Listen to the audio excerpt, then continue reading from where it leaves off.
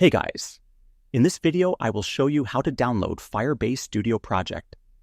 Alright, let's begin. So, in order to download your Firebase Studio Project files, you have to follow these steps. First, head over to studio.firebase.google.com and sign into your account. Once signed in, click on My Workspaces, and then choose the project you'd like to download the files from.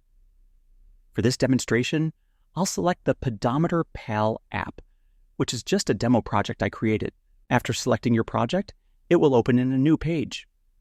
Now, you can't download it directly in this default view. To fix this, go to the top right corner and switch the mode from Prototyper to Code.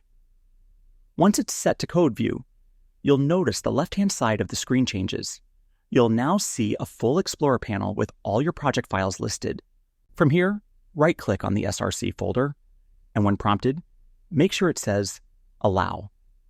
Then click on the Zip and Download option. This will start downloading all your Firebase Studio project files as a zip folder. The file size may vary depending on how large your app is, and that's it. So that's basically how you can download Firebase Studio Project. And that's it for this video. If you found this helpful, consider subscribing and giving this a big thumbs up. Thanks.